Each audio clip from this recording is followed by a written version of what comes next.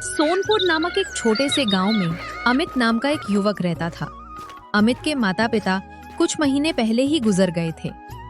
माता पिता के जाने के बाद अमित बहुत दुखी रहने लगा था। वह पूरे दिन घर पर पड़ा रहता, चुपचाप अपने माता पिता की तस्वीर को निहारता। अमित बेटा, तुम कब तक ऐसे उदास बैठे रहोगे? काकी, जब मैंने आंखें खोली तब माँ चली गई और जब जवानी आई तो पिता भी छोड़ गए। अरे अभी तो तुम्हारी उम्र ही 20 साल है बेटा, मेहनत करो, भगवान जरूर मदद करेगा। काकी की बात सुनकर अमित ने फैसला किया कि अब वो काम की तलाश में जाएगा।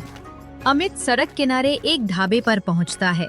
वहां मालिक बर्तन धोते दिखता है। मालिक जी, क्या मुझे आपके ढाबे पर कोई काम मिल सकता है? मुझे खाना बनाने वाले की जरूरत है। क्या तुम खाना बना सकते हो? हाँ जी, मैं बहुत अच्छा खाना बना सकता हूँ। मालिक ने अमित की परीक्षा लेने का निश्चय किया। राजू, इसे रसोई में ले जा, थोड़ी दाल बनवा कर लाओ। अमित दाल चढ़ाता है, हवा चलती है, आग फैल जाती है, सभी इधर उधर भागते हैं, ढाबा जल जाता है। भाग यहाँ से मनहूस, मेरे ढाबे का सत्यानाश कर दिया तूने। मुझे माफ कर दीजिए मालिक। अमित डरकर भाग जाता है। अमित थका हुआ एक लोहार की दुकान पर पहुंचता है। क्या आपके पास मेरे लिए कोई काम है? पहले कभी ये काम किया है? नहीं, पर जल्दी सीख जाऊंगा। लोहार ने उसे मौका दिया।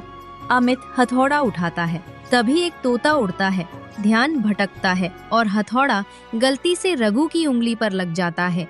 हाय राम, मेरी उंगली मार डाला तूने। अमित डरकर भाग जाता है। अमित घर पर सिर झुकाए बैठा है। ललिता काकी उसके पास आती है।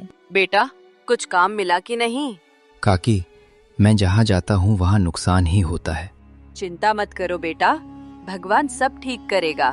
लो, पहले खाना खा लो। अमित को अब खुद पर शक होने लगा था। ताकि मैं सुनाऊं, गांव के पास एक नया होटल है, मैं उधर ही जाने वाला हूँ। उधर मिठाई बनाने का आदमी को खोज रहा है तो मैं ही चल जा रहा हूँ उधर। सही है बेटा, गांव के पास ही है, दिल्ली तो घर भी आ सकता है। पहले खाना खा ले, कल सुबह चला जाना।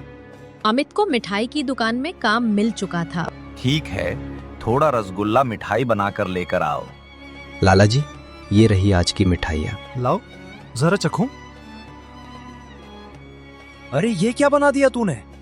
मिठाई में नमक डाल दिया, मेरा सारा नुकसान हो गया। निकल जा इधर से। अब कोई भी उसे काम पर नहीं रखना चाहता था। काकी, अब मैं आपको बोझ नहीं बनना चाहता। अचानक काकी फिसल जाती हैं और गिर जाती हैं। अब मुझे यकीन हो गया है बेटा, तू सच में मनहूस है। तू गांव छोड़ दे। अमित अंदर से बहुत टूट चुका था और वो रोते रोते पूरा गांव को ही छोड़ दिया। जंगल में जाते हुए एक दादी को देखा है। पेड़ के नीचे बेहोश गिरा हुआ था और दादी को बेहोश से जगा लेता है। दादी, आप कौन हो? जंगल में क्या कर रहे हो आप?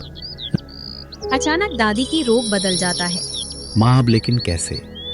मेरी आंखों पर विश्वास नहीं हो रही है। बेटा, तेरे साथ जो घट रहा है वो मुझे देखकर रहा नहीं गया।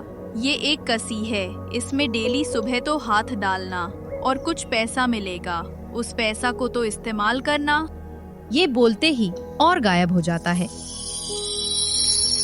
कुछ दिन बाद अमित बहुत बड़ा आदमी बन जाता है। गांव वालों को हमेशा मदद करता है।